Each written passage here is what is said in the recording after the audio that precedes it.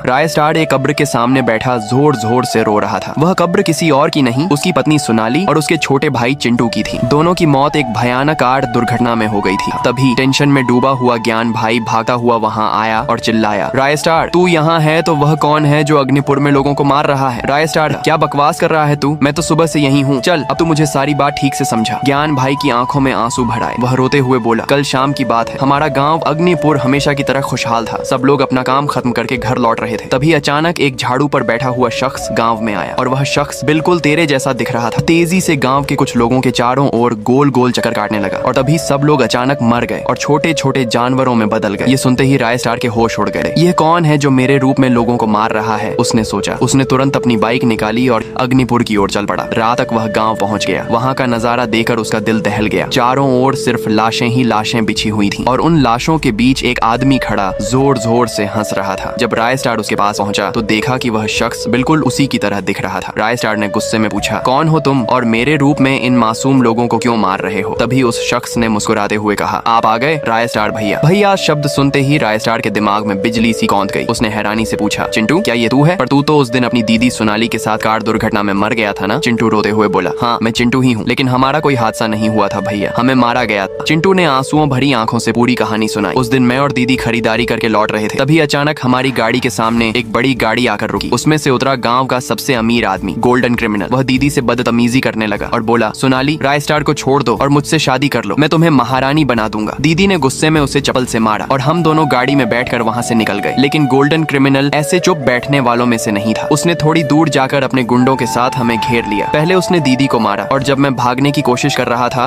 तो उसने मुझे भी पकड़ लिया और मार डाला। फिर उसने हमारी गाड़ी जला दी ताकि लोगों को लगे कि हमारा एक्सीडेंट हुआ है। गाँव वालों ने सब देखा, लेकिन गोल्डन क्रिमिनल ने पैसों से सबका मुंह बंद कर दिया। इसलिए अब मैं इन सबको सजा दे रहा हूँ। ये सुनते ही राय स्टार का खून खौल उठा। उसने चिंटू से कहा, अब तू टेंशन मत ले, मैं तेरा और सोनाली का बदला उस गोल्डन क्रिमिनल से जरूर लूंगा। वहीं दूसरी तरफ गोल्डन क्रिमिनल अपने बाप के बड़े से महल में आराम फरमा रहा था। तभी उसका एक गुंडा भागा हुआ आया और बोला, बॉस लगता है राय स्टार को पता चल गया कि आपने सोनाली और चिंटू को मारा था। वह तेजी से यहीं आ रहा है। गोल्डन क्रिमिनल हंसा और बोला, आने दे, वह आ तो जाएगा लेकिन जिंदा वापस नहीं जाएगा। तभी अचानक एक बाइक की गड़गड़ाहट गूंजी और राय स्टार सीधे महल के अंदर घुस आया। उसने सबसे पहले गोल्डन क्रिमिनल के गुंडों को एक एक करके मार गिराया। फिर आया असली मुकाबला, राय स्टार और गोल्डन क्रिमिनल का। दोनों के बीच घमाघमी की भयानक जंग शुरू हो गई। पूरा महल धुएं और चीखों से भर गया। जब धुएं का गुब्बार छोटा तो गोल्डन क्रिमिनल का शरीर टुकड़े टुकड़े होकर जमीन पर बिखरा पड़ा था। राय स्टार ने अपनी पत्नी सोनाली और भाई चिंटू का बदला पूरा कर लिया।